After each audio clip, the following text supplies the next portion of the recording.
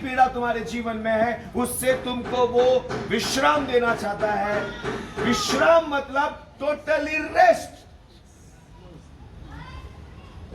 दूसरा चिंता। कौन सी चिंता है? आपको मालूम ब्लड प्रेशर बढ़ता है, शुगर बढ़ता है केवल टेंशन करने से। और बाइबल बताती है कि आप जितना टेंशन करोगे, आप जितनी चिंता करोगे, जितना डिप्रेशन में जाओगे, बाइबल बताती है उतनी ही चीजें आपके लिए भयानक तैयार होती है। वो चीजें आपके लिए और नुकसानदायक होती है। पीड़ा, चिंता और तीसरी बात तुझ्यावर लादलेले कठीण दास्य। तुझ्यावर लादलेले कठीण दास्य। कठीण दास्य। गुलामगिरी, तुझसे जो लिया गया श्रम, ये तमाम चीजें बाइबल बताती है मैं तुम्हें विश्राम देने के तैयार हूं। I will give you rest. I will give you rest. मैं आपको विश्राम देना चाहता हूं। कौन लेना चाहता है? यस। आज पवित्र आत्मा आपको उन तमाम चीजों से आजादी करना चाहती है। परमेश्वर क्यों हमें हमारे लिए विश्राम का एक भाग रखा? आप बाइबल देख लीजिए, बाइबल के अंदर परमेश्वर ने कहा मैं तुम्हें विश्राम में लेकर जाऊंगा। मेरा वो देश होगा जो वाचा का देश होगा, मैं वहां लेकर जाऊंगा। संडे के दिन को विश्राम का दिन बोला जाता है। 6 दिन छुट्टी करने के बाद में 7वें दिन विश्राम का दिन बोला जाता है। 6 दिन परमेश्वर ने काम किया, 7वें दिन को विश्राम का दिन बोला गया। प्रियो, ये विश्राम क्यों परमेश्वर हमें देना चाहता है? आपका बॉडी, आपका शरीर, आपका स्ट्रेस, आपकी चिंताएं, आपकी घबराहट, आपका परिवार, आपका हेल्थ, आपका फाइनेंस, आपकी ईच एंड एवरीथिंग परमेश्वर को पता है। ये मनुष्य अपने आप से वो सह नहीं सकता, इसलिए परमेश्वर चिंता करके कहता है मैं तुम्हें विश्राम देना चाहता हूं। आमीन, हालेलुया। आपको वॉइस आ रही है? सभी को मिली? जरूरत है माइक का? बोलूं मैं? तो परमेश्वर आपको क्यों विश्राम देना चाहता है? उसके पीछे कारण क्या है? उसके पीछे योजना क्या है परमेश्वर की? क्यों प्रभु चाहता है कि वो आपके जीवन को उन दुखों में से निकालकर, उन गुलामी में से निकालकर, उस स्ट्रेस में से निकालकर, उन चिंताओं में से निकालकर वो आपको ऐसी जगह खड़ा करे जिसके लिए परमेश्वर ने आपको चुना है और आपको बुलाया है और आपका नाम लेकर आपको बुलाया। हालेलुया। आपका नाम, आपको पता है कि आपका नाम क्या है? मुझे पूछो मेरा नाम क्या है, आपको पूछो आपका नाम क्या है। लेकिन बाइबल बताती है स्वर्ग राज्य में परमेश्वर ने आपका एक अलग नाम रखा है। वो नाम क्यों रखा है? क्योंकि परमेश्वर को मालूम है आपका नाम पृथ्वी पर अलग है और स्वर्ग में वो अलग है। और इसका आपको भेद पता चलता है बुक ऑफ प्रकाशित वाक्य किताब के अंदर कि मैं तुम्हें एक नया नाम दूंगा जो तेरे सिवाय दूसरा कोई नहीं जानता। हालेलुया। इसीलिए अपने पावर को, अपने अधिकार को आप इस्तेमाल करें और पवित्र आत्मा से कहे कि पवित्र आत्मा मुझे ये 3 चीजें जो मेरी जिंदगी में है, जो मैं उससे आराम लेना चाहता हूँ, मैं विश्राम लेना चाहता हूँ। मेरे प्रिय भाई बहनों, परमेश्वर के पास एक तरस का हृदय है। परमेश्वर को आपकी ईच एंड एवरीथिंग, हर चीज पता है। आपको कुछ बोलने की जरूरत नहीं, परमेश्वर को पता है। और इसीलिए बाइबल बताती है ये 3 चीजें आज की दोपहर के समय पवित्र आत्मा आपके जीवन में से निकालना चाहती है। कौन सी चिंता है जो आपको डीप लेकर जा रही है? कौन सा दुख और पीड़ा है जो आपको अंदर तक लेकर जा रही है? कौन सी ऐसी गुलामगिरी है जो आपके ऊपर, इंग्लिश में लिखा हार्ट बॉन्डेजेस। हार्ट बॉन्डेजेस का मतलब बहुत बड़ा एक बंधन है आपके ऊपर।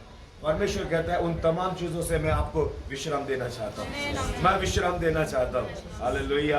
एक व्यक्ति बहुत बड़ा बोझ लेकर, आप देखे होंगे ना कि गांव में खेती में जो काम करते हैं वो पुलिया का बोझ लेकर, घास का बोझ लेकर चल रहा था। और चलते चलते वहां पे देखा कि वो बोझ बहुत भारी पड़ा हुआ है, तो वहां से एक बैलगाड़ी जा रही थी। तो बैलगाड़ी वाले ने सोचा कि इसका बोझ कम करने के लिए इसको मैं बैलगाड़ी में बिठा लूं। तो उसने बोला भैया कहाँ जा रहा है? बोला तिकडे मला जायचे। बोला बसा, सोडतो तुम्हाला। बोला खूब खूब धन्यवाद। बैठा, और जब बैठकर थोड़ा आगे चला गया तो बैलगाड़ी चलाने वाले ने मुड़ के देखा तो वो आदमी वैसा का वैसे बोझ लेकर बैठा है। उसको नीचे उतारना चाहिए था ना, वो वही बोझ लेकर वो ऐसा ही बैठा है, वो ऐसा ही बोला अरे काय खाली तर अरे नाही तो तुम्हाला वजन होतील ना, म्हणजे मी तुला कशाला बसवला, तुला विश्राम, तू विश्राम तुला नाही, मला विश्राम पाहिजे, चालायला नको भेटलं मला ते आराम है, पण हा ओझा मला पाहिजे। आप समझ रहे हैं मेरी बात? आपको चलना रुक गया लेकिन वजन आपके ऊपर है। हर संडे के दिन आप कलीसिया में जाते हैं, प्रेयर करते हो, बाइबल, आपका शरीर आपको बोलता है जाऊन आला का रविवारी, हाजरी लावून आला ना, 10 रुपये 50 रुपये 100 रुपये देऊन आलो, देवाला सोडत नाही बाबा। आपका वो चलना वॉकिंग हुआ लेकिन अंदर का बोझ वो आपने नहीं उतारा, और परमेश्वर आपको अंदर से विश्राम देना चाहता है। ये चलने वाला विश्राम बिल्कुल नहीं चाहता परमेश्वर। इसलिए प्रभु ने कहा ये लोग व्यर्थ मेरी स्तुति करते हैं, इनका मन कहीं और है, इनके होठ कहीं और है, ये बोलते कुछ और है, मन में कुछ और चलता है। मेरे लोग नहीं है ये लोग, ये मेरे लोग नहीं है। मुझे माफ कीजिएगा, मैं एक ऐसे परिवार से प्रभु में आया हूं, मैं जहां पर मैंने काफी स्थिति परिस्थिति को मैंने देखा, लेकिन पवित्र आत्मा ने मुझे ये बताया, मुझे ये सिखाया कि आपका जीवन, मेरा जीवन उसकी महिमा के लिए इस्तेमाल होना चाहिए। आप जहां पर भी जाओ, छोटे झुंड में जाओ, पास्टर माँ ने कहा छोटा झुंड है, मैं कहता हूं सबसे प्यारा झुंड है, सबसे अच्छा झुंड है ये, आमीन, सबसे अच्छी भेड़ है आप, हालेलुया। अब भेड़ बोला तो बुरा लगा क्या? नहीं ना, तो कोई मुस्कुराए नहीं, hallelujah, praise the Lord, hallelujah. प्रभु यीशु मसीह के जब स्वागत कर रहा था तो उसके लिए, जल्लोष के लिए कारपेट बिछाया, लोगों ने कपड़े उतार दिए और प्रभु यीशु मसीह को गधे के बच्चे के ऊपर बिठाए और खजूर की डालियां लेकर होसाना होसाना होसाना होसाना होसाना। तो लोगों ने कहा कि प्रभु आप गधे पे बैठे, प्रभु मैं वो गधा हूं, आजा बैठ मुझे पर। अब उसी आदमी को 2 दिन के बाद में एक गधे इधर आ, वो सडनली बुरा मान जाएगा। क्यों? क्योंकि वो प्रभु यीशु को उतार दिया, वो प्रभु को उतार दिया।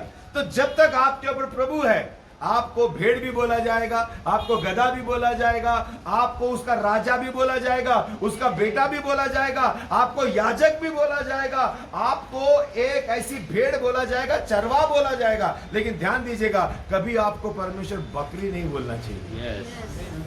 भेड़ और बकरियों में फर्क है। इसीलिए आपका स्ट्रेस, आपका तनाव, आपकी चिंताएं, आपकी परेशानियां, ये अंत के दिनों में परमेश्वर चाहता है कि मेरे लोगों की जो उपासना है, उनकी प्रार्थनाएं, उनके जो वचन है, उनकी जो आराधना है, वो प्योर एंड होली हो, वो प्यूरिफिकेशन करके वो बाहर निकले। अगर ये दबाव में है, ये चिंताओं में है, बाइबल कहती है टूटा हुआ मन यहोवा के करीब रहता है, बात सही है, लेकिन टूटा हुआ मन रहता है, टूटा हुआ व्यक्ति रहता है, लेकिन आराधना टूटी हुई नहीं होना चाहिए। आराधना में प्योरिटी होनी चाहिए, आराधना में प्योरिटी होना चाहिए, आराधना में वो सामर्थ होना चाहिए। इसलिए मेरे प्रिय भाई बहनों, इस पृथ्वी के ऊपर कौन सा व्यक्ति जो चिंता करता है और उसकी चिंता पूरी हुई? बाइबल कहती है आपकी चिंता क्या चीज की है वो मायने रखता है, किस बात की चिंता है वो मायने रखता है। आप धन्यवाद दीजिए अपने किडनी, लिवर, फेफड़ों को देखकर, धन्यवाद दीजिएगा आपके हार्ट को देखकर, धन्यवाद दीजिए आपके ब्लड के अंदर, बॉडी में ब्लड कितना है, धन्यवाद दीजिएगा आपका OBC AB जो भी नेगेटिव पॉजिटिव जितने भी ग्रुप्स है वो सब आपके अंदर, आप धन्यवाद दीजिए। आपके पूरे 32 के 32 दांत है, किसी के गिरे वो अलग बात है क्योंकि वो उम्र है, हालेलुया, वो उम्र है, किसी के बाल झड़े वो उम्र है, लेकिन किसी के जीवन के अंदर परमेश्वर ने सांसें दी है, हालेलुया, प्रेज द लॉर्ड। आजकल के यंग जनरेशन थोड़ा सा बाल गिरा तो सडनली कैसे बढ़तात, कैसे गलतात, कैसे गलतात, और फिर सडनली ढूंढना सूट करते, हेलो गूगल कैसे गलतात, काय करायचे, कांद्याचं हे लाव, लसणाचं हे लाव, अंड्याचा हे लाव, आणि उसको सब कुछ करते बेटे काम। क्यों? क्योंकि हम अपने शरीर को ध्यान देने की कोशिश करते हैं, लेकिन कभी सोचा कि मेरी आत्मा कमजोर हो रही है क्या, आत्मा निर्बल हो रही क्या? पहले जैसी प्रार्थना, पहले जैसी आराधना, पहले जैसे घुटना टेकना, पहले जैसा समय पे प्रार्थना में जाना, पहले जैसा आज हूं क्या मैं? ये इंपॉर्टेंट है मेरे प्रिय भाई बहनों। क्यों? क्योंकि चिंताओं ने मुझे दबा दिया। बाइबल कहती है कि जब बीज को बोया गया, कुछ बीज गिरे झाड़ियों के अंदर। ये झाड़ियां क्या है? ये चिंताएं है संसार की, ये वो स्ट्रेस है आपके जीवन के अंदर। एक कोविड आके खत्म होने के बाद में देखिए लोगों की मानसिकता बदल गई। यूट्यूब पे प्रचार करने वाले लोग, फेसबुक पे देखने वाले लोग, वो चर्च में जाना बंद कर दिए। वो कहां देखना शुरू कर दिए? घर में। पैसा बचाना शुरू कर दिए लोगों ने कि आप ज्यादा खर्चा नहीं करेंगे। आपको मैं बताना चाहता हूं, परमेश्वर आपके आने वाले भविष्य में क्या स्ट्रेस है, कौन सी विपत्ति आएगी। कोविड खत्म हुआ, अब मंकी का कुछ एक नया निकला है, ये भी मंकी पॉक्स है, अभी ये भी नया निकला है। भले वो भी खत्म हो जाएगा, लेकिन जिसके साथ परमेश्वर है उसके जिंदगी में कभी भी कोई बीमारी आने परमेश्वर नहीं। आमीन, आमीन, आमीन। सबसे बड़ा वायरस, सबसे बड़ा खत्म करने वाला एक ही आत्मा का काम है, वो है पवित्र आत्मा। वो सब जड़ से खत्म कर देगा। चिंता करने का विषय नहीं है। आप मानेंगे नहीं, कोविड के समय में पेशेंट को उठा उठा के हॉस्पिटल लेके जाता था। मैं एकदम सीधा साधा आदमी हूं। मैं सच कहता हूं, मुझे कोई परमेश्वर का, प्रभु का मैं धन्यवाद देता हूं। प्रभु ने जीरो से मुझे उठाया, और जितना तारीफ भाई शुभम ने किया, प्रभु का धन्यवाद। लेकिन हम जहां पर भी जाते हैं, हम अपने आप को शून्य समझते हैं, हम जीरो समझते हैं। हमारा हर एक चीज हमारा जीरो है, क्योंकि मसीह हमारे में बढ़ता है। और जब मसीह बढ़ता है तो मसीह की महिमा होती है, और जहां मसीह की महिमा हुई, मसीह खुश तो हम खुश। जिंदगी भर हम ही खुश रहेंगे, और वो खुश नहीं रहेगा तो हमारी खुशी क्या काम है। Hallelujah, hallelujah, praise the Lord. तो ये जो मुस्कुराहट की वजह है वो कौन है? सिर्फ एक नाम, जो खुदावंद यीशु मसीह का। आमीन। वरना कोविड में देखिए हम लोग क्या कर रहे थे, क्या खा रहे थे, क्या पी रहे थे, कैसे जी रहे थे। अदरक की गोलियां खा खा के गला पूरा हम लोगों ने ये कर दिया, छिल दिया हमने। काढ़ा पी पी के लोगों ने काढ़ा पीना सीख लिया। किसने सिखाया? हमारे बाप दादों ने कभी ऐसी चीजें नहीं पी जो हम लोग को कोविड में पीना शुरू किया। इतना सैनिटाइजर कभी जिंदगी में नहीं खरीदा, इतना मास्क, मतलब बाप और बेटा आगे पीछे ट्रेन में, बस में खड़े, बाप बेटे को नहीं पहचान रहा है, खाली कपड़े से पहचान, लड़का का कपड़ा पहचान, क्योंकि पूरा ढका हुआ है। वो पहला यहाँ ढका था, और फिर बाद में लोगों ने क्या किया, वो पूरा ढकने वाला बता दिया, और फिर सभी को ये दे दिया, क्या बोलते हैं वो, kit, PP kit, PPT kit, क्या बोलते हैं वो, पीपी किट, हाँ, पीपी और किट, हाँ? और जब ये आते थे तो कैसे आते थे? स्वर्गदूत के जैसे आते थे। आते थे कि नहीं? शुरुआत में जितना भी एम्बुलेंस से बाहर निकले, ये जितने भी लोग आते थे, कोई अरे पेशंट भेटला कुठे, ये आपल्या एरियामध्ये काय म्हणतो, पॉझिटिव्ह आला का? अयो, कालच तिच्या घरच्या बाजूतून गेली मी, चपले धू पटकन चपले धू। अरे घरच्या बाजूने गेली, चपले धुवायची काय गरज आहे? पर एक डर, घबराहट, खिड़की बंद कर, तिथून येईल। डर, घबराहट जो है, आपकी क्या चीज की घबराहट? आप ध्यान दीजिएगा, परमेश्वर ने आपको चारों तरफ से सुरक्षा के कवच में रखा। आप एक हाथ उठाइए और धन्यवाद दीजिए, मैं सुरक्षित रहा। देवा तुझा धन्यवाद, देवा तुझा धन्यवाद, देवा तुझा आभार। हालेलुया। प्रभु मैं सुरक्षित रहा, प्रभु तेरा धन्यवाद। सो हर एक स्ट्रेस जो है वो परमेश्वर निकालना चाहता है। आपको कोई डर नहीं होना चाहिए। उसके पीछे कारण है कि आपकी पवित्रता भी होनी चाहिए। उसके पीछे कारण है आपके अंदर प्यार भी होना चाहिए, आपके अंदर प्यार भी होना चाहिए। विदाउट आप परमेश्वर को लिए बिना आप कहीं पर भी अगर आप जाएंगे और फिर कहेंगे प्रभु तू मेरा रक्षक बनेगा, मेरे साथ रहेगा, तो थोड़ा सा मुश्किल होता है। पवित्रता ये दिनों के अंदर हमारे जीवन में स्टेप बाय स्टेप आगे बढ़ती है, जिससे हम एक नई शुरुआत करते हैं। हमारे ऊपर जितना भी बोझ है, जितना भी है, जो बाइबल मत्ती 11:28 में लिखा गया है, हे बोझ में दबे हुए लोगों, परिश्रम करने वाले लोगों, तुम मेरे पास आओ, मैं तुम्हें विश्राम दूंगा। पर हम प्रभु के पास जाने के लिए हमारे अंदर वो प्रेम उत्पन्न होना चाहिए। वो प्रेम कि वो परमेश्वर है। वो बाइबल बताती है कि उससे हमें इसीलिए प्रेम नहीं करना क्योंकि वो नरक में फेंक देगा, वो नरक में डाल देगा, इसीलिए प्रेम नहीं करना है। वो सच में प्रेमी परमेश्वर है। हालेलुया। वो सृष्टि का करता है, वो जीवन का दाता है, वो अनुग्रहकारी है, वो दयालु है, वो कृपालु है, वो प्रेमी है परमेश्वर। आमीन। नहीं तो नरक में फेंक देगा। उसे प्रेम करो, नरकात टाकून देईल तो आपल्याला नाही प्रियानो, तो नरकात नाही टाकणार जर तुम्ही खरं प्रेम केलं तर। आणि खरं प्रेम काय आहे? तो कशासाठी, तुमच्यासाठी, कशाला तो कुसावर गेला, का कारण आहे त्याचे कारण ओळखा तुम्ही। माझ्यासाठी एक छोटी सी शायरी बोलना चाहता हूं कि पता नहीं इस जमाने में मेरा नाम क्यों मशहूर दिखाई पड़ता है, पता नहीं इस जमाने में मेरा नाम क्यों मशहूर दिखाई पड़ता है। टूटकर बिखर जाता हूं मैं, जब देखता हूं आईना तो चेहरे पे गुरूर दिखाई पड़ता है। तो जो हमारी सुंदरता है, जो हमारा रूप है, हमारा रंग है, ये सारी चीजें गुरूर है। लेकिन बाइबल बताती है कि कसूर हमारा था, लेकिन उसे कसूरवार माना गया और गुरूर में हम जीते हैं और सारा कसूर उसने अपने ऊपर लिया। पता नहीं इस जमाने में मेरा नाम क्यों मशहूर दिखाई पड़ता है, जब देखता हूं आईना तो चेहरे पे गुरूर दिखाई पड़ता है। टूटकर बिखर जाता हूं मैं, टूटकर बिखर जाता हूं मैं, जब यीशु मसीह को सलीब पर देखता हूं। हर एक जख्मों पर मेरा कसूर दिखाई पड़ता है, हर एक जख्मों पर मेरा कसूर है। जो भी जख्म उसके ऊपर हुए उसका कारण मैं हूं। और आज मैं धन्यवाद देता हूं उस प्रभु यीशु मसीह का, जिसने मेरे जीवन को संभाला, मेरे जीवन को उसने आशीर्वादित किया। हालेलुया। मरकुस की किताब उसका 8वां अध्याय निकालते हैं।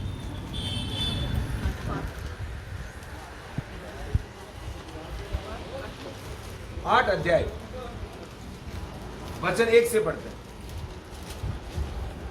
4000 लोकांना भोजन। त्या दिवसात पुन्हा एकदा लोकांचा मोठा समुदाय जमला होता व त्यांच्याजवळ खायला काही नव्हते. म्हणून येशूने आपल्या शिष्यांना बोलावून त्यांना म्हटले, मला या लोकांचा कळवळा येतो, कारण आज 3 दिवस ते माझ्याबरोबर आहेत व त्यांच्याजवळ खायला काही नाही. मी त्यांना उपाशी घरी लावून दिले तर ते वाटेने कासावीस होतील. त्यांच्यातील कित्येक तर दुरून आलेले आहेत.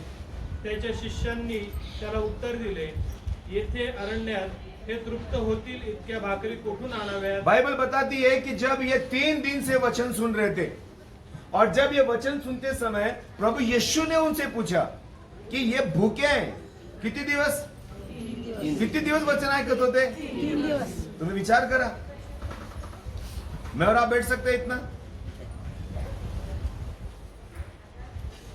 नो बिरयानी, नो कांदे पोहे, नो उपमा, चाय भी नहीं, जंगल में कितने दिन? 3 दिन। आप सोचिए उनके प्रति अंदर उसको सुनने का जो बेचैनी था ना, वो प्रभु यीशु मसीह को बहुत पसंद आया। आप देखिए कि पहले जो भीड़ थी उसमें 5000 से अधिक लोगों ने खाना खाया। ये जो भीड़ है इसमें 4000 लिखा गया और उस भीड़ के समय फसल का समय था, वो कटने का समय था। उस समय भी लोग बैठे थे बहुत दिनों से। पर ये जो समय बताया जा रहा है, ये 3 दिन से चेलों ने यीशु को नहीं कहा, प्रभु यीशु ने चेलों से कहा कि ये 3 दिन से भूखे हैं। ये अब जब घर जाएंगे तो मराठी में एक शब्द लिखा है, क्या हो जाएगा वो? कासावीस. कासावीस म्हणजे भुके बेचैन होगा, चक्कर आएगा, गिर जाएगा। भूखे हैं वो लोग। कौन विचार कर रहा है? आप सोचिए तो सही, सुनने वाले ने विचार किया या परमेश्वर ने विचार किया? सुनने वाले ने विचार करते हैं। आज की तारीख में, हाँ, आज की तारीख में लोग सुबह से शाम तक आते हैं, उसमें बोलते हैं अरे आमच्यासाठी काय केलंच नाही, या लोकांनी काय तिकडून आले, हाँ, काय नाही हे काय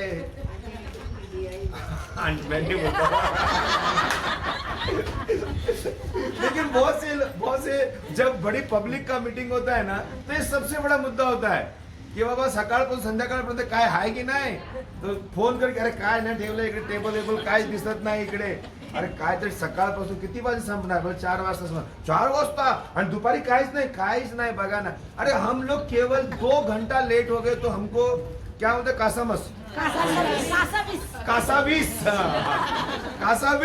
20 मिनिटं उशीर झाला, कासावीस झाला.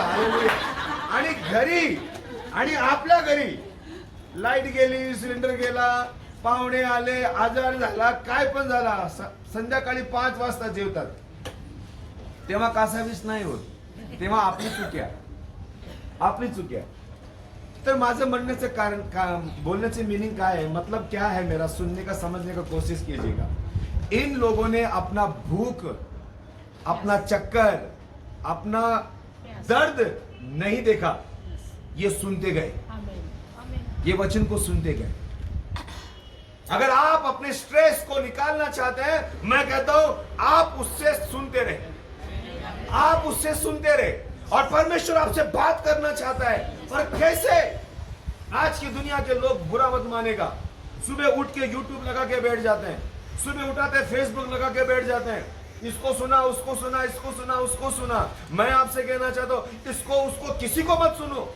आप सबसे पहला सुबह उठो, घुटने टेको, आराधना करो, हाथ उठा के आराधना करो। और जब आप आराधना करोगे तो आपकी आत्मा में वो संतुष्टी होनी चाहिए की आता मी देवाच्या जवळ चालला आहे, आता पवित्र आत्मा मला अजून जवळ घेऊन जा। कारण देवाने सांगितलं की माझी आत्मा तुम्हाला माझ्याकडे घेऊन येणार। आमेन, हालेलुया। और जब आपकी आत्मा में आपको ऐसा लगे कि मेरे अंदर गर्माहट आ चुकी, अब मैं शांत रहूंगा, और तब शांत रहे और सीधा बाइबल खोले, वो परमेश्वर आपसे बात करेगा, वो आपको अपनी वाणी को वो सुनाएगा। वे लोग प्रभु यीशु मसीह के सामने बैठकर सुन रहे थे। क्या आज की तारीख में प्रभु यीशु मसीह है या नहीं है? वो आज भी आपसे बात करके सुनना चाहता है और आपको सुनाना चाहता है। आपका वचन आपके लिए बहुत इंपॉर्टेंट है। इसीलिए बाइबल बताती है प्रभु यीशु ने उनकी चिंता की। आपकी चिंता आप करो, कहां तक करोगे? कहां तक आपकी चिंता करोगे आप? लेकिन जिस दिन प्रभु आपकी चिंता करेगा, उस दिन आपके लिए सॉल्यूशन निकलेगा, सॉल्यूशन यानी रास्ता निकालेगा। तो मार्ग काटनारा परमेश्वर है। अब्राहम को बोला कि देखो बलि करना है, मतलब करना है। वो चाकू उठाकर मारने तक परमेश्वर ने उसका इंतजार किया, चाकू उठाने तक, खाली लेके जाके सुनाने तक नहीं। प्रभु अब तो परिवर्तन कर ले, अब तो ले ले। वो चाकू उठाकर वो मारने ही वाला था, तब तक उसने इंतजार किया कि क्या सच में ये मेरे पीछे चलता है। मैं और आप अपनी जिंदगी में ध्यान दीजिएगा, आपकी चिंताएं आप परमेश्वर पे दे दो, आपका स्ट्रेस आप परमेश्वर को दे दो। और उसके लिए जो प्यार है, जो बाइबल बताते प्रकाशित वाक्य में, पहला प्यार उन्होंने छोड़ दिया मेरे से। और वो पहला प्यार क्या है? वो पहला प्यार ये कि मैं उससे अपने जीवन की तमाम चीजों से बढ़कर मैं उससे प्यार करूं। उसका प्यार समझने की कोशिश कीजिए प्रियो। वो इतना प्यारा परमेश्वर है कि उसने आपके लिए, मेरे लिए अपनी कुर्बानियों को दिया, लहू को दिया, अपनी पीठ दी, अपना मुंह दिया, अपना गाल दिया, अपना सर दिया। कौन दे सकता है? कोई नहीं दे सकता। वो प्यार है उसके अंदर। और यही वो प्रेम को आपको समझना पड़ेगा। ये मानव जाति के बीच के अंदर आपको वो यीशु का प्रेम समझना पड़ेगा। अब दोनों प्रेम जब एक साथ करेंगे तो मुसीबत कहीं पर भी नहीं है। आपका प्रेम होना चाहिए। अब आपको फिर बताना चाहता हूं, सच और झूठ, पाप और पुण्य, स्वर्ग और नरक, परमेश्वर और शैतान, जीवन की पुस्तक और नरक की किताब, ये तमाम चीजें हैं। उसी तरह दुष्ट भी आपको मुझसे प्रेम करो ये ललचाएगा। तो हमारा प्रेम कहां कन्वर्ट हो रहा है? हम किससे प्रेम कर रहे हैं? जो सलीब के ऊपर कुर्बान होकर मेरी जिंदगी को बचाया, मैं अपने जीवन को उस जगह पर लेकर जा रहा हूं। मैं इनको भूखा नहीं भेजा। पूछा क्या है तुम्हारे पास? कुछ नहीं है। किसी ने कहा 4 रोटियां हैं। कितनी भाकर होती थी चमन?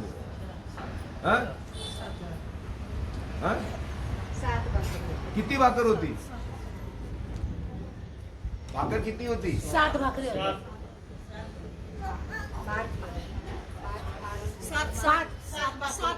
4,000 होते त्यावेळेला 7 भाकरी होत्या. 5,000 होत्या, 5 होत्या आणि 2 मासे. 4 भाकर होती ना, 3 ते पत्रसने घेतलं ना साईडला, 7च होती का? म्हणजे तुमचं लक्ष बरोबर आहे. देवाला धन्यवाद. आता बघा, जेव्हा 5,000 लोक खात होते तेव्हा परमेश्वराने काय सांगितलंय कि किती लोग है? 5,000. अब ये 5,000 के बीच में से 50-50 की लाइन लगाओ. कितने की लाइन? तो कितनी लाइन लगी? एक लाइन में 50, तो कितनी लाइन लगी? एक लाइन में 50, ऐसे कितनी लाइन लगी 5,000 के लिए? 100, ये 50 एक, ये 2, ये 20, ये 30, ये 40, ये 50, 100 लाइन, यानी कि यहां से शुरू होगा वहां खत्म होएगा। और एक लाइन में कितने आदमी हैं और रोटियां कितनी है? पॉसिबल है? मैं समझता हूं जो सबसे लास्ट में बैठे हैं भैया लोग, आप लोग, आप लोगों को नंबर कब आएगा? आपके पहले 50 लोग हैं और रोटियां 5 ही है, आपके आगे शुभम ही खा जाएगा 2 रोटी तो दिखता है वैसा ही है। और उनके आगे आराधक करके वो बैठे हैं अभी, बोले प्रभु मैं आज इतना गाना गाया तो मैं 1 रोटी पूरा खाऊंगा। तो 2 भाई ने खा लिया, 1 रोटी कितनी बची? 2। मानसिकता देखिए, जो लोग लाइन में बैठे थे उनके अंदर क्या चल रहा होगा उस समय रोटियों को खाने के विषय में। लेकिन जैसे ही रोटियां तोड़ी और प्रभु यीशु ने अपने चेलों से कहा बांट दो, उन्होंने धन्यवाद देके जैसे ही तोड़ी सारी रोटियां बटी गई। रोटियां इतनी बटी, इतनी बटी, इतनी बटी कि टोकरियां में भर के लोगों ने उठाया। और ये यहाँ पे 4,000 लोगों ने जो खाई, 7 रोटियां थी यहाँ पर, और इन 7 रोटियों को मल्टीप्लाई किया गया। बाइबल बताती है कि ये 7 रोटियों को खाना खिलाओ करके किसी ने निवेदन नहीं किया, किसी ने प्रेयर रिक्वेस्ट नहीं दी, किसी ने ये नहीं कहा कि हमको भूख लगी है कुछ दो। ये परमेश्वर ने उनके बारे में सोचा कि रास्ते में कुछ हो जाएगा। इसीलिए आप ध्यान दीजिएगा, आपका काम खाली वचन को सुनना है, आपका काम प्रार्थना करना है, आपका काम विश्वास करना है, आपका काम उसकी हुजूरी में बैठना है, बाकी का काम परमेश्वर के हाथ में। हालेलुया। रोटी और पेट में वो खाना जरूर देगा, घर की स्थिति परिस्थिति को वो जरूर भरेगा। आमेन, आमेन, हालेलुया। जिस किसी को भूख लगी बोलो हालेलुया, जिस किसी को भूख लगी बोलो हालेलुया। वचन की भूख लगी काय बरोबर तुम्ही टर्न मारले। Hallelujah, praise the Lord. एक ताली बजाते खुदा पर ईश्वर को। तो वो आत्मा का काम है, वो आपकी चिंता करता है। बोलो वो मेरी चिंता करता है, वो मेरी चिंता करता है। करता हूं मैं तेरी चिंता, तू क्यों चिंता करता है? करता हूं मैं तेरी चिंता, तू क्यों चिंता करता है? आंसुओं के घाटियों में हाथ ना छोड़ूंगा तेरा, आंसुओं के घाटियों में हाथ ना छोड़ूंगा तेरा। मिलकर बोले, करता हूं मैं तेरी चिंता, तू क्यों चिंता करता है? वो पड़ोसी को देखकर, करता हूं मैं तेरी चिंता, तू क्यों चिंता करता है? अब मालूम है ये प्रभु यीशु ने कहा, लेकिन आपका काम है बाजू के चिंता रहने वाले लोगों को आपने उत्साहित करना है। अभिषेक कहां फैलता है, प्रभु की पवित्रता कहां फैलती है? आप सीधा बोलेगा, ए भाई कशाला काळजी करते, देवाकडे बघ, देवाकडे बघ, पण तुम्ही पण बघा। सर्व काम देवावर सोडू नका, तुम्ही पण बघा। हालेलुया, तुम्ही पण त्यांना बघा, एकमेकांची काळजी घ्या। Praise the Lord. करता हूं मैं तेरी चिंता, तू क्यों चिंता करता है? बोलो बोलो, करता हूं मैं तेरी चिंता, तू क्यों चिंता करता है? और एक बार, करता हूं मैं तेरी चिंता, तू क्यों चिंता करता है? आंसुओं के घाटियों में हाथ ना छोड़ूंगा तेरा। आंसुओं के घाटियों में हाथ ना छोड़ूंगा तेरा। करता हूं मैं तेरी चिंता, तू क्यों चिंता करता है? मिलकर, करता हूं मैं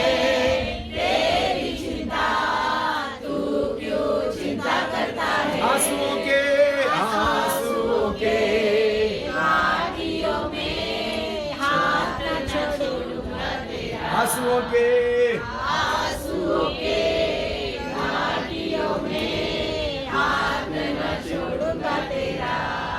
सब लोगों ने भरपूरी से खाया।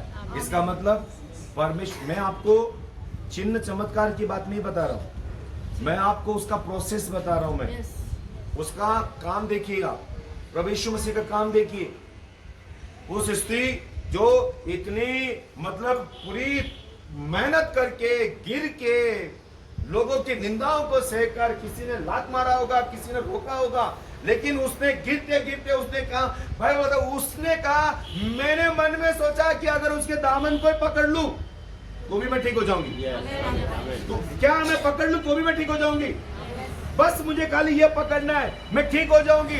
तो आप सोचिए कि जब परमेश्वर का विश्वास जब आपके अंदर, जब वो पकड़ने का विषय जब आता है, विश्वास का जब समय आता है, तो वो जिंदगी को बदलने की कोशिश करता है। आमीन। इसका मतलब मन में आना चाहिए, मन में आना चाहिए। मन का वो विश्वास आपके अंदर ऊर्जा को पैदा करता है।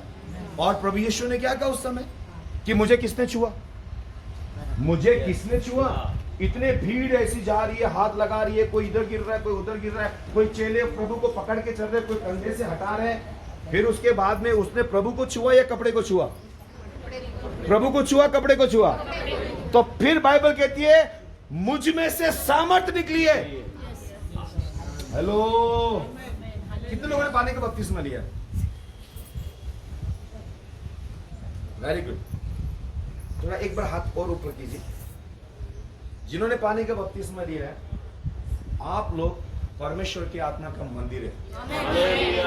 अब आप कपड़े छूने वाले नहीं है, आप शरीर में रहने वाले लोग, शरीर में रहने वाले लोग, आप शरीर में रहने वाले। शरीर बोले तो कौन?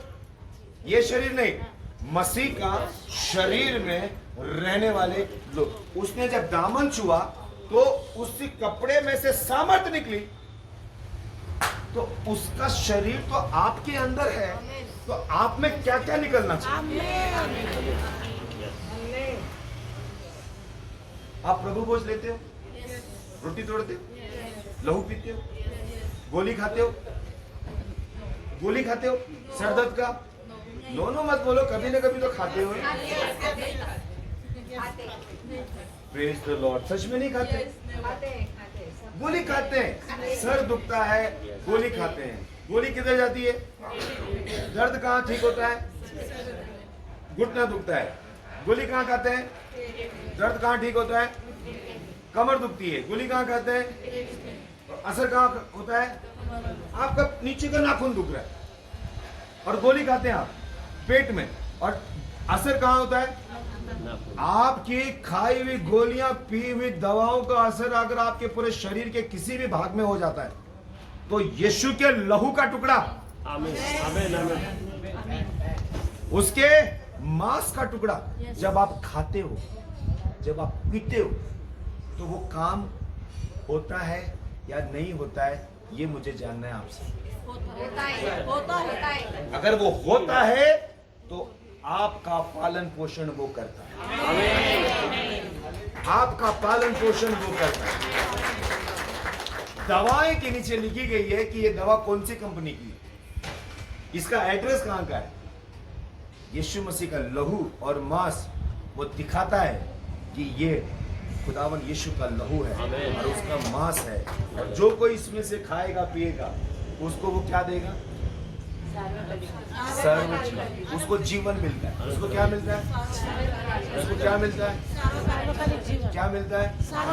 सार्वकालिक जीवन ते मेल्यानंतर, इथून उठल्यानंतर इकडे काय भेटते? जीवन। यीशु ने कहा मार्ग सत्य जीवन कौन है? और मैं किस में आ गया? हम के चक्कर में मत पड़ो, ये हम वाले फंसा देंगे एक दिन। मैं के चक्कर में पड़ो? मुझ में बोलो यीशु मुझ में है, मैं यीशु में हूँ, मेरा जीवन यीशु का है। आमीन, हालेलुया, बोलो हालेलुया। समझ में आया? जो कोई रोटी खाता है, जो कोई लहू में पीता है, उसमें मेरा जीवन होगा, यीशु मसीह ने कहा। तो जीवन यीशु का है, लहू यीशु का है, मांस यीशु का है, आप यीशु के हैं। तो मतलब आपकी मेरी तो कुछ चलनी नहीं चाहिए। सब किसका चलता है? बुक ऑफ कॉलिशियंस चैप्टर 3, कॉलिशिय की किताब उसका 3रा अध्याय वचन 1, 2, 3 पढ़ते हैं. म्हणून तुम्ही ख्रिस्ताबरोबर उठविले गेला आहात, तर ख्रिस्त देवाच्या उजवीकडे जेथे बसला आहे तेथल्या वरील गोष्टी मिळवण्याचा यत्न करा. वरील गोष्टीकडे मन लावा. पहला लाइन वापस. कॉलिशिय की किताब 3रा अध्याय वचन 1. म्हणून तुम्ही ख्रिस्ताबरोबर उठविले गेला आहात. ख्रिस्ताबरोबर उठविले गेले आहात. ख्रिस्ताबरोबर मतलब यीशु मसीह के साथ तुम जीवित हुए. पर कब जीवित हुए? पहले क्या होना पड़ेगा? मरना पड़ेगा. पहला मरना पड़ेगा. यस. तुम जब तक मरोगे नहीं उठाएंगे किसी को? पापाला पाहिजे. और हमको मरना बोलेगा थोड़ा कठीण होता है. मी अजून मिस्त्री माझी सुटत नाही. माझी नाही होते सोडायला. आल्या डोक्यात होत. एकाच्या घरी गेली, तिकडे सकाळ सकाळी आपला कोलगेट असतो, त्यांची ती असती. तर असं असं लावत होती आणि टिंग टोंग बेल वाजली. पाड़ खराब आले.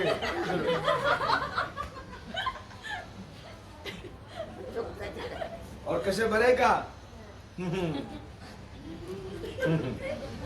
क्योंकि बोलेगा तो दिखेगा. अगर भाई पानी आन पानी जाके तो क्या है, वो मुंह का तो क्लीन कर लिया पर वो अंगुली धोना भूल गई.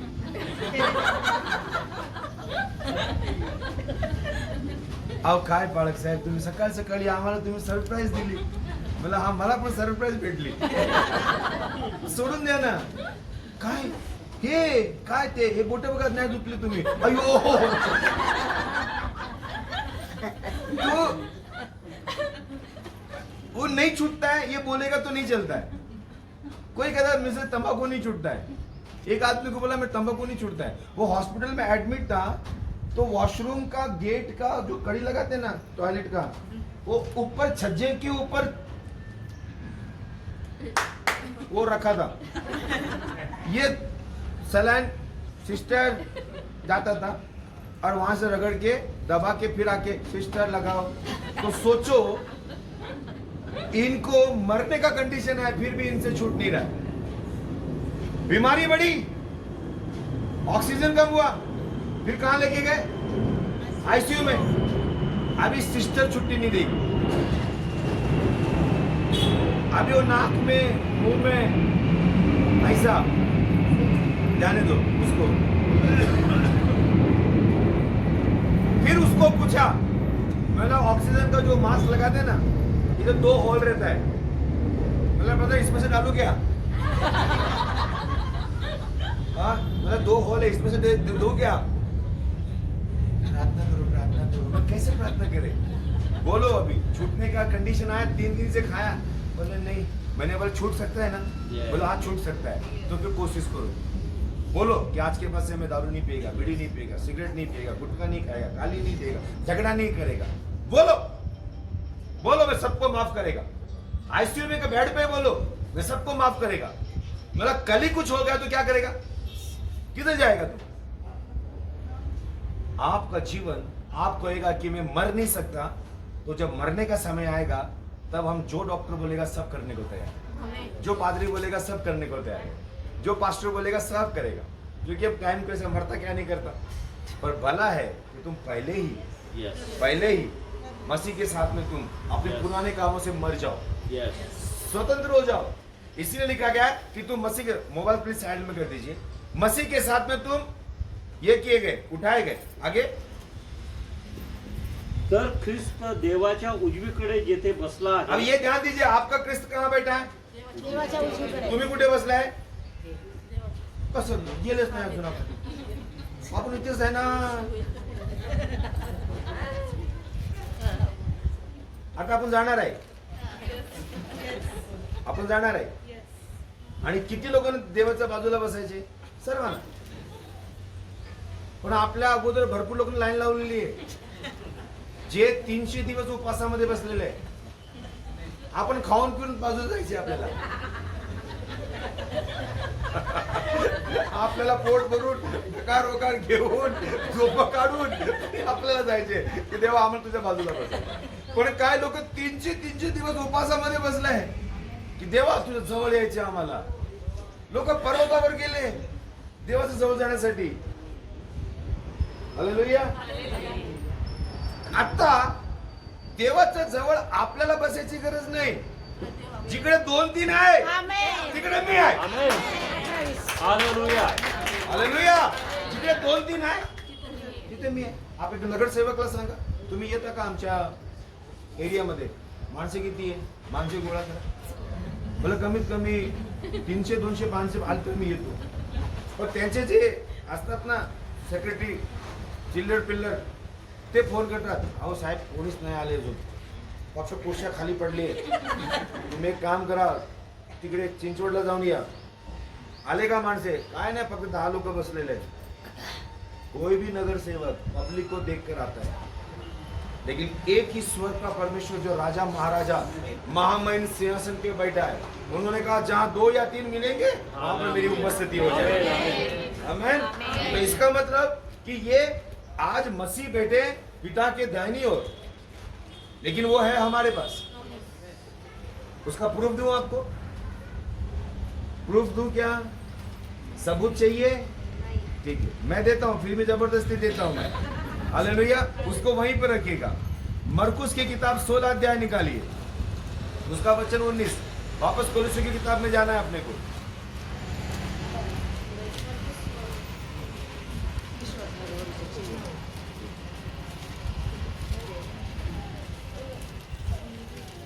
त्याप्रमाणे हा प्रभू येशूचे स्वर्गारोहण व शिष्याची कामगिरी हा याप्रमाणे त्यांच्या बरोबर बोलल्यानंतर प्रभू येशू वर स्वर्गात गेला आणि तो देवाच्या उजवीकडे बसला. अब क्लियर सुनो, यहाँ पे सबका ध्यान मेरी तरफ आने दो.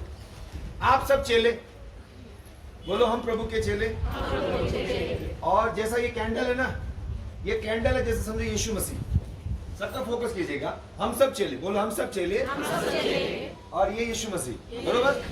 अब यीशु मसीह बोल रहे हैं और यीशु मसीह स्वर्ग में उठाए जा रहे हैं और हम सब क्या कर रहे हैं? देख रहे हैं. प्रभु उठाए जा रहे हैं और हम देख रहे हैं. अभी जो भाई ने पढ़ा वो यही वाक्य है, ठीक है. और फिर ये लिखा गया है जो लास्ट वर्ड पढ़ा आपने कि वो पिता के पास जाकर उजवीकडे बसला आहे. बसला बसला बसला आहे. बसला. मतलब चेले यहीं पर है. प्रभु यीशु मसीह ऊपर चले गए और पिता के दाहिने ओर जाकर बैठ गए. क्लियर हुआ? समझ में आया? चेले कहां पर है? प्रभु यीशु कहां है?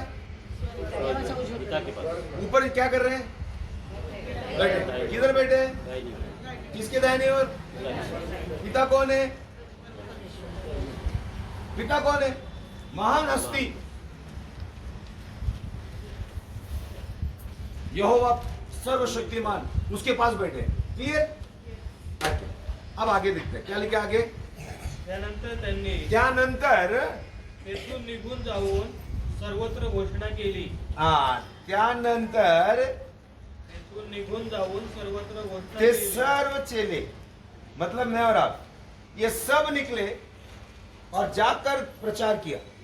और फिर प्रभू त्यांच्या बरोबर कार्य करत होता. अभी आपने पढ़ा लाइन में, प्रभू कुठे बसलाय आणि चेले कुठे आहे? आणि प्रभू वर गेले, चेले कुठे गेले? घोषणा करायला गेले, ते प्रचार करायला गेले. आणि नंतर काय लिहिले? प्रभू त्यांचा, ओ माय जीसस, प्रभू त्यांच्या बरोबर कार्य, यांनी बसले वरती पण त्यांची उपस्थिती होती त्यांच्या शिष्यांचा.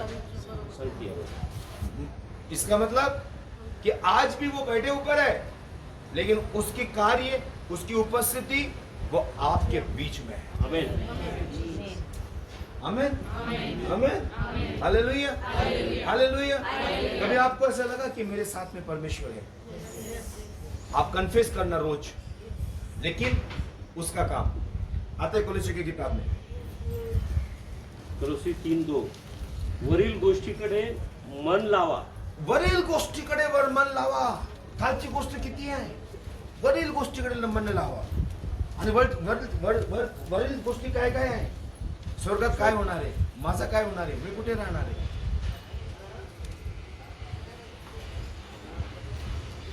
काय होणार माझं? देव पवित्र आहे, मला त्याच्याजवळ जाणं, मी कसं राहणार?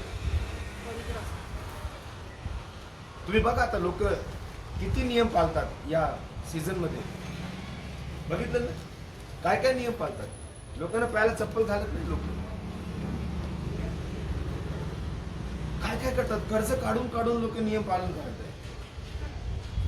आणि आपल्याकडे म्हणून या जगातली गोष्टीकडे आपल्याला लक्ष नाही द्यायला पाहिजे. हमारी आंखें ऊपर की ओर लगे, बहुत जरूरी है, ताकि आपकी आत्मा का जो अंदर का भाग है वो इनकाउंटर हो जाए. हाँ वरील, अब आगे पुढे. पृथ्वीवरील गोष्टीकडे लावू नका, हा कारण तुम्ही मृत झाला आहात आणि तुमचे जीवन ख्रिस्ताबरोबर देवामध्ये गुप्त ठेवलेले आहे. ओ प्रेज द लॉर्ड.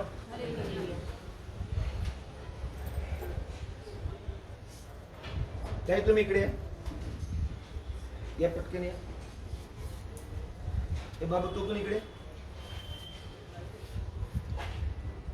इकडे इकडे. तुम्ही त्यांना बघा लोकांना. तू इथे राहा. तुझं नाव काय? सेलिना. ठीक आहे. आता इकडे ही सेलिना ही एकटी आहे. जोपर्यंत येशू ख्रिस्ताची ओळख नाही, ही एकटी आहे. काय थोडे पाठीमागे या. ही एकटी आहे.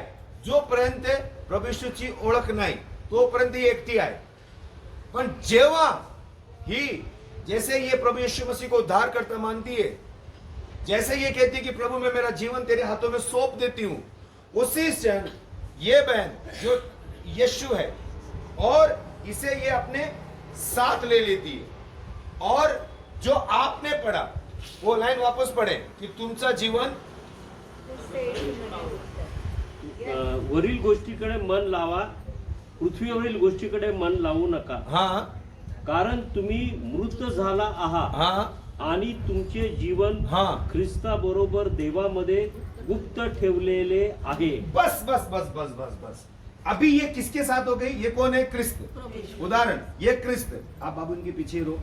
अब ये बहन क्रिस्त है और इसका जीवन, ये सेलिना का जीवन अब किसके किसके ऊपर हो, किसके पीछे गुप्त हो गया? अच्छा, उसमें एक पकड़ के रख बाबू. ताई है ना? ओ मम्मी है. चल ठीक आहे. तो ख्रिस्त बरोबर, पण गुप्त ठेवले आपण कोणामध्ये? देवामध्ये. हा, म्हणजे ही ख्रिस्त बरोबर आहे, पण ख्रिस्त कशामध्ये आहे? तर ही जी सेलिना आहे कोणामध्ये गेली? तर तुमचं जीवन सुरक्षित आहे. तुमच्या मागे पुढे वर खाली तुम्हाला सेफ्टी आहे. इसीलिए बाइबल बताती है कि तुम्हारा जीवन मसीह के साथ परमेश्वर में छिपा हुआ है. अभी परमेश्वर सामने खड़ा है. कोई भी संकट आने दो, कौन फेस कर रहा है? वो फेस कर रहा है. और फॉर एग्जाम्पल, बाबू आप लोग उधर दोनों चले जाओ, पकड़ के चलो.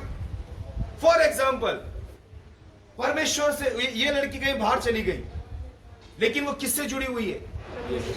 तो जिधर वो लड़की जाएगी उधर कौन साथ गया? यीशु साथ गया. तो यीशु साथ गया तो सारी शक्तियां किसके पैर के नीचे? यीशु के पैर पर. तो खत्म. इसका मतलब आपके जीवन पे कोई प्रभाव कर ही नहीं सकता. आपके जीवन को कोई छू ही नहीं सकता. आमीन. ये हमारी एक बात है. हम जो कुछ होता है सारा काम सारा इल्जाम किस पे डाल देते हैं? कुछ भी हुआ उसने किया, जो कुछ किया उसने किया. हाँ? घर का लाइट मीटर काट दिया, और फिर बोलते की आम्ही प्रार्थना करतच होतो, अरे आमची प्रार्थना जातच होती वरती, आत्म्याचा अभिषेक मध्ये वाढतच होतो. की लगेच शैतानने येऊन आमचं मीटर, आता त्या शैतानीने पण विचारलं असेल दुष्ट आत्माला, कुणी गेले त्याचं मीटर कापायला? तर दुष्टाचा हे मीटर कापणं जर आपली चुकी का नाही बोलत आपण? जर आपण लाईट बिल भरलं असतं,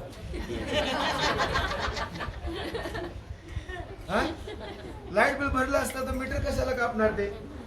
बाइबल कहते तुम सरकार के अधीन में रहो, सरकार के अधीन में रहो ना. हर महीना 2 महीना पैसा आपका लाइट बिल भर दो, 2 रोटी कम खाओ, मटन कम खाओ, चिकन कम खाओ, महंगे कपड़े कम खरीदो, जितना पहला सरकार का सरकार को टिकट खत्म करो. किसी की ताकत नहीं आके काटेगा करके, क्यों काटेगा? और फिर सारा इल्जाम चला जाता है वो एक ही आदमी के ऊपर. दूध फट गया, बोले शैतान ने दूध फाड़ दिया हमारे घर में. तो इसका मतलब आप टोप अच्छे से नहीं धोया, आपने उसकी व्यवस्था सही नहीं की.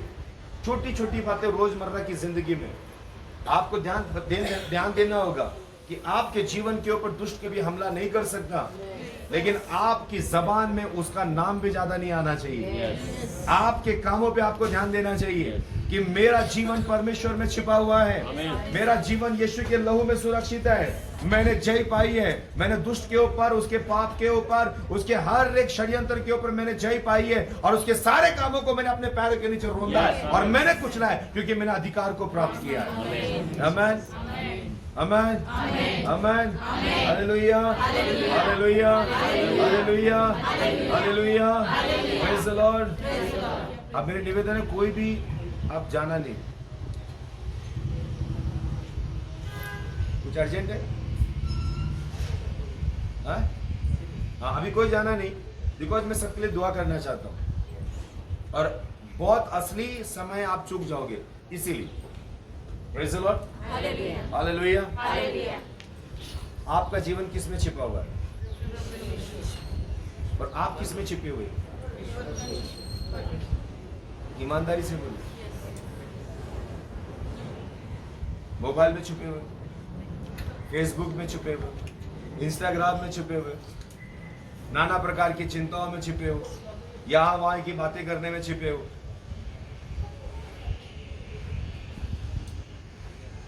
अपनी कमजोरी को परमेश्वर के सामने रख दो. आज पवित्र आत्मा आपसे कहना चाहता है, ये स्ट्रेस, ये घबराहट, ये संताप, ये हाई बॉन्डेज, ये जितनी भी चिंताएं, ये सब तुम्हारे जीवन में से निकाल कर तुम्हें विश्राम देना चाहता हूं मैं. उसकी आशीषें आपके जीवन में उतारना चाहता है, उसका अभिषेक आपके जीवन में वो उतारना चाहता है. क्या आप तैयार हैं उन आशीषों को लेकर चलने के लिए? क्या आप तैयार हैं उस अभिषेक में अपने आप को आगे बढ़ाने के लिए? तो पवित्र आत्मा को चाहिए कि आपका जीवन ये दिनों में सिक्योर हो. परमेश्वर को चाहिए कि आपके जीवन में वो पवित्र आत्मा की आग लगे और वो भरपूरी का आनंद आपके जीवन में वो तैयार कर सके. इफिसियों की किताब 5 अध्याय वचन 29. इफिस की किताब, इफिस करार पत्र 5 अध्याय वचन 29.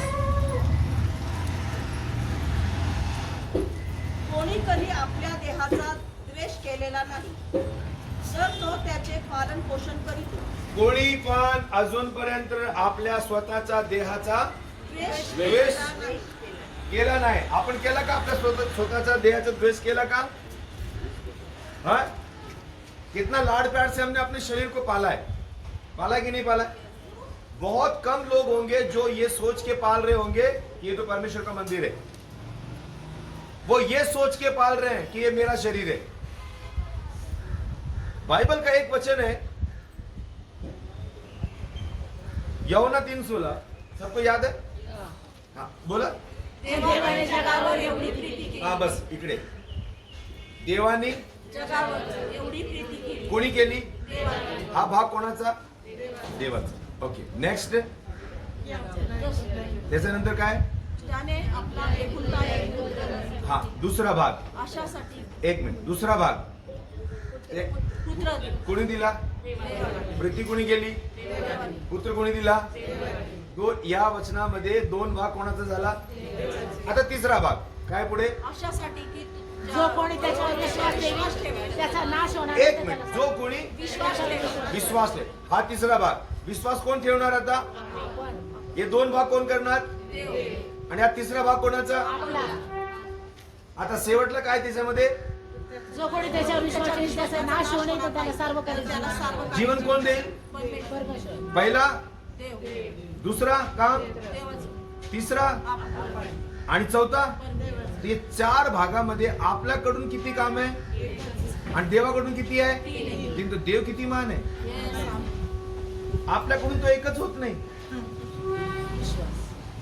तुम्ही समजले मी काय बोलत आहे?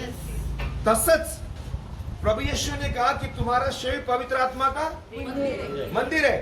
और फिर जब आपने अभी बोला विश्वास करेगा तो क्या मिलेगा? सार्वकालिक. और नीचे एक वचन ये लिखा है कि जो कोई मेरे मंदिर को नाश करेगा उसका नाश करेगा. तो सार्वकालिक जीवन कहां गया? सार्वकालिक जीवन दे रहे हैं ना प्रभु, पर मंदिर को नाश करेगा. इसका मतलब कि जब आपने उसका लहू ले लिया, आपने उसका मांस ले लिया, तो सार्वकालिक जीवन मिल गया. फिर आप अपने शरीर को नाश कर रहे हैं.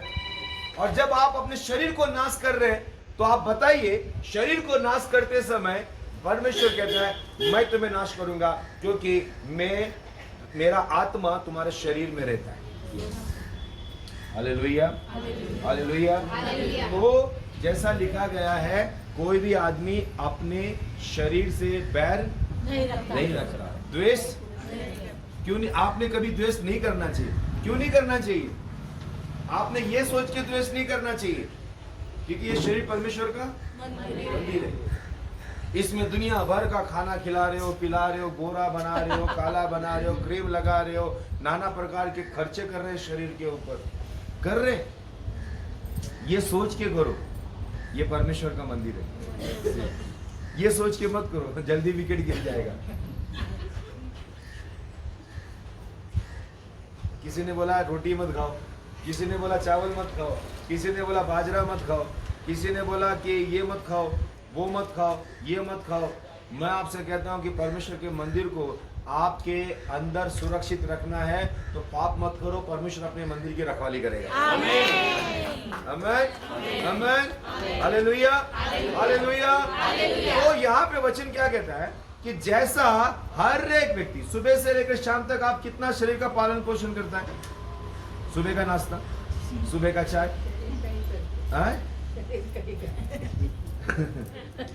दोपहर का खाना, फिर शाम का चाय, फिर नाश्ता, फिर शाम का नाश्ता पानी चटर पटर कुछ ना कुछ, और फिर रात का.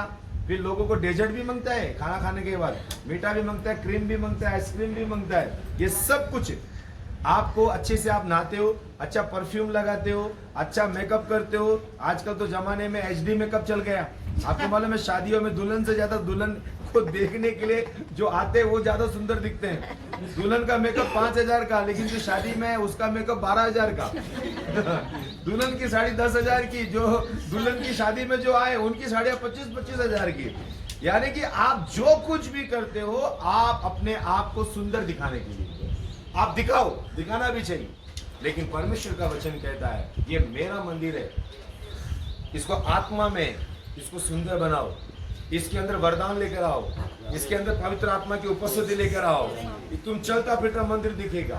आप निगड़ी के किसी भी एरिया में चले जाओ, आप प्रार्थना करते हुए खड़े हो जाओ, तो दुष्ट आत्मा कहना चाहिए परमेश्वर का मंदिर आ गया, भागो यहाँ से. आमीन. हालेलुया. ये मंदिर है आप, और इसीलिए लिखा गया है कि आप अपने शरीर से बैर नहीं करते हैं, आप उसको प्यार करते हैं. प्यार करना भी चाहिए. तो प्रभु ने एक एग्जाम्पल बताया, पति पत्नी जैसे प्यार करते हैं एक दूसरे से, वैसा ही प्रभु यीशु मसीह अपनी कलीसिया से, अपने चर्च से वो प्यार करता है. परमेश्वर को कलीसिया चाहिए, परमेश्वर को आप चाहिए, परमेश्वर को वो दुनिया भर का बड़ा मंदिर नहीं चाहिए. परमेश्वर को आप एक मंदिर चाहिए, जो एक नया मंदिर पवित्र आत्मा के द्वारा तैयार होता है. हालेलुया. इसलिए लिखा गया है जैसा कोई भी व्यक्ति अपने देह का पालन पोषण करता है, उसी समान यीशु मसीह कलीसिया का पालन पोषण करता है. यही लिखा है. पूर्ण वाचूया काय लिहिलं ते 29 ना. हा. कोणी कधी आपल्या देहाचा द्वेष केलेला नाही, तर तो त्याचे पालन पोषण करतो, हा. जसे ख्रिस्तही मंडळीचे पालन पोषण करतो आमेन. तसे तो करतो. हाँ, क्रिस्त आपण मंडळीचं पालन पोषण करतो. आता मंडळी कोण? मी एक मंडळी आहे, मी देवाची कलिशा आहे, मी देवाचं मंदिर आहे आणि देव आपला पालन पोषण करणार. एक लहान लेकरूचं पालन पोषण एक आई करते. आई नसती तर आजी करते. आई आणि आजी दोघे नसते तर आपण कुठे कोणाला सॅलरी देतात आणि त्यांना सांगतात की याला पालन पोषण कर, वेळेवर त्याला जेवण दे. करतात की नाही? गेसवर लहान लेकरू याचं पालन पोषण आपण करत आहे ना. मंडळीचं पालन पोषण कोण करत आहे? आपण कधी काय खाल्ले देवाकडून? वचन. आपण देवाकडून काय घेतलं? पवित्र आत्माचं पाणी, जल, त्याचं दूध, त्याचं म्हणणं आपण खाल्लंय. म्हणून आपण आज देवामध्ये तगडे झाले. तगडे म्हणजे मोठे झाले आपण. आणि जेव्हा कमजोर होतील तेव्हा पवित्र आत्मा तुम्हाला बोलणार की तुम्ही देवाचं पालन पोषण करण्यासाठी सरेंडर करा. सरेंडर नसेल तर काहीच नाही माझ्या प्रियानो. इसीलिए आत्मा में वो ताजगी परमेश्वर देना चाहता है. सारा स्ट्रेस, सारी घबराहट, सारा हार्ट बॉन्डेज प्रभु निकालना चाहता है. अपने आप को फ्रेश करो. ये टेंशन डिप्रेशन में मत रहो. इधर उधर की बातें करने से आपका खुद का जीवन खराब हो जाएगा. मैं कहता हूँ यहाँ वहां की बातें करने से आपका जीवन खराब हो जाएगा. अक्सर हम देखा जाता है, बुरा मत मानना, कि दो औरतें जहाँ खड़ी हो जाती है, मेरे घर पे भी औरत है, दो औरतें खड़ी हो जाती है तो वहीं पर शुरू हो जाता है. तो वो ती त्याला काय झालं, त्याचं काय झालं, ती काय बोलली, ती काय म्हणाली, अरे ती काय म्हणाली, त्याचं काय तुम्ही पडू द्या. देव काय म्हणतो त्याचं बघा. देव काय म्हणतो त्याचं बघा. देवाकडे बघा, देवाकडे लक्ष द्या. कोणी काय केलं त्याचं आपलं काय लेणं देणं नाही. Hallelujah, hallelujah. एकाने मला विचार, तुम्हाला काय वाटते आता कोणाची गव्हर्नमेंट येणार? काय वाटतं तुम्हाला कोणाची गव्हर्नमेंट येणार? मला काय माहित नाही कोणाची येणार. मला तर वाटते आता या वेळीमध्ये ना काँग्रेस यायला पाहिजे. मला काँग्रेस यायला पाहिजे. हा बरोबर, काँग्रेस यायला पाहिजे. नाही, मोदीला जिंकायला पाहिजे. मला हा जिंकायला पाहिजे. त्या स्वतःला माहित नाही किती बोलत काय. आपको संसार की बातों में पढ़ने के बजाय परमेश्वर आपका पालन पोषण करना चाहिए. और यही आपके आत्मिक जागृति वाली बातें बनेगी.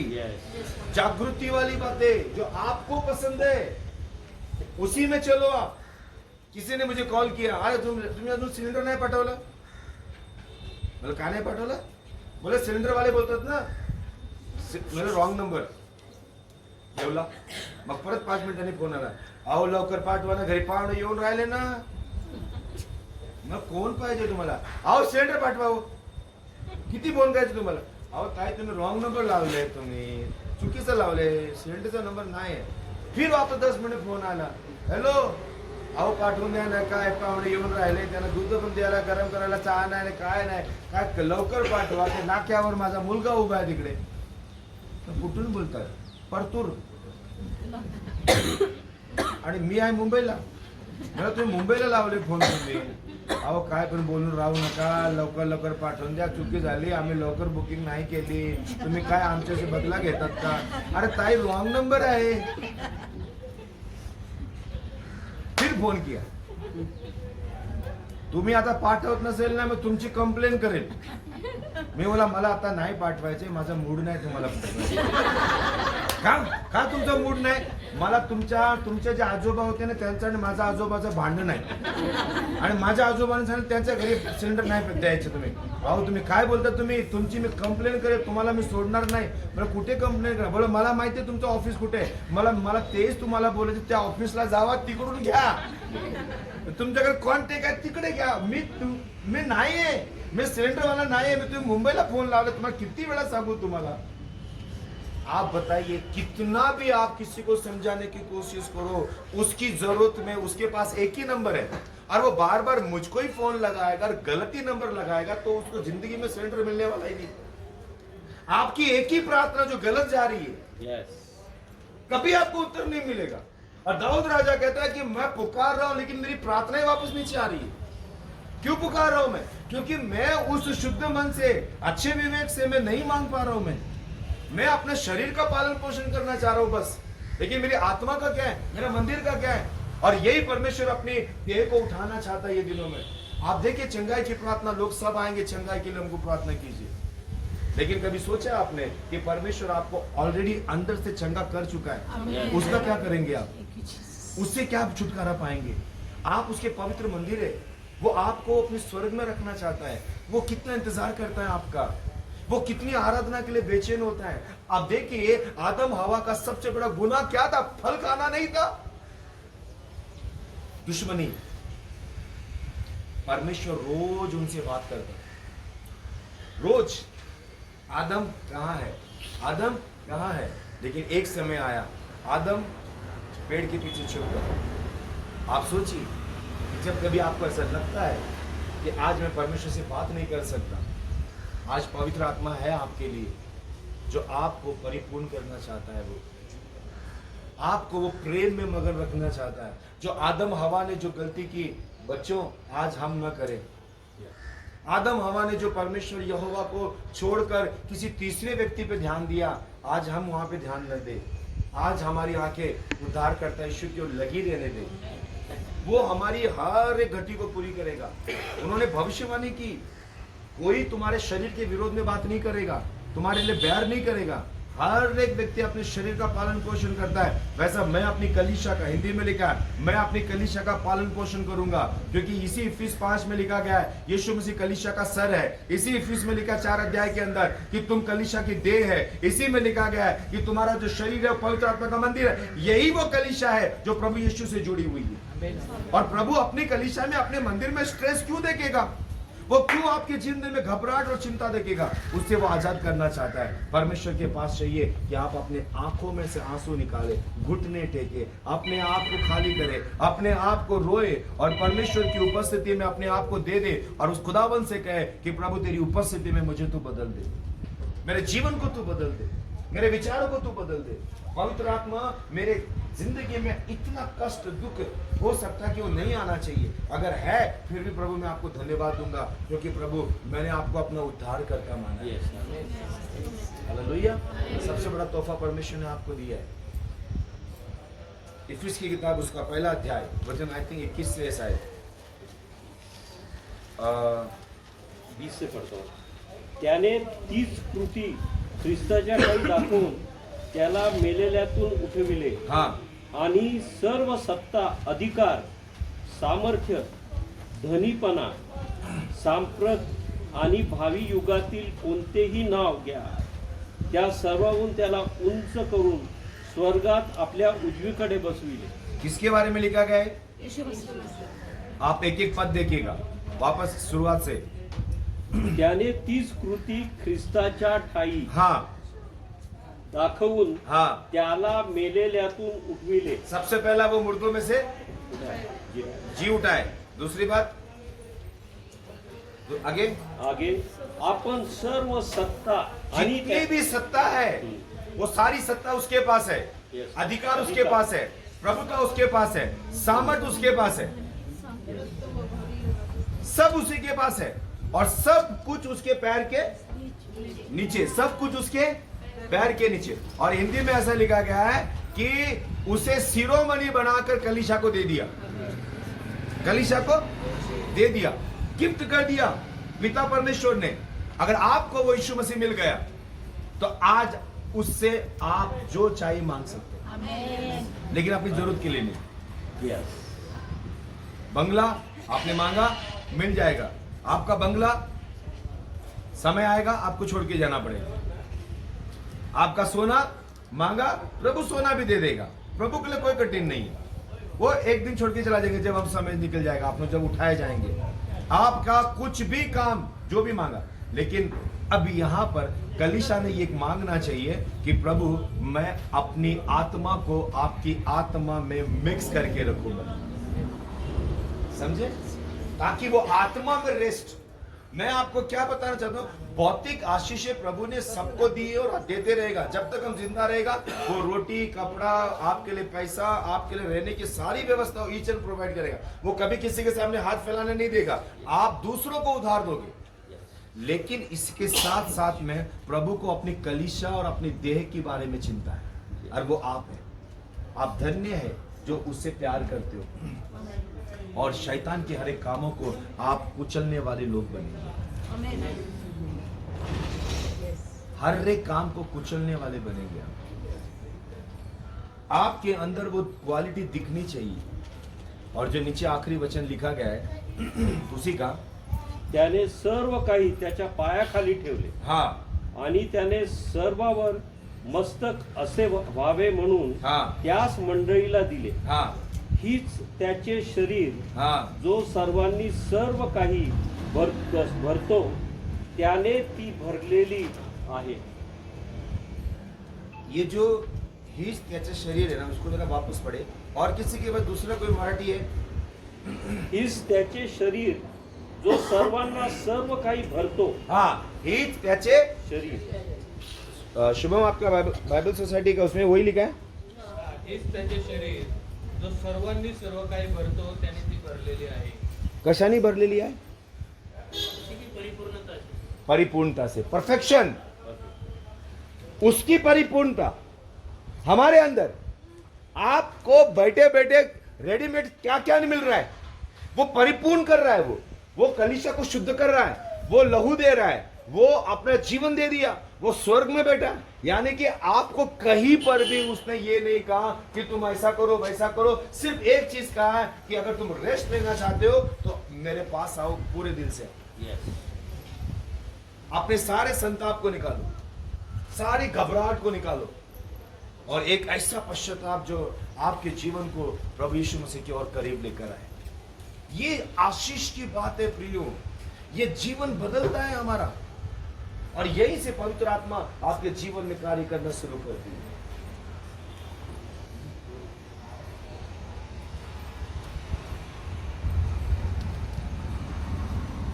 कठिन परिस्थितियों से निकलने वाले लोगों को प्रभु उठा के ध्यान दीजिएगा.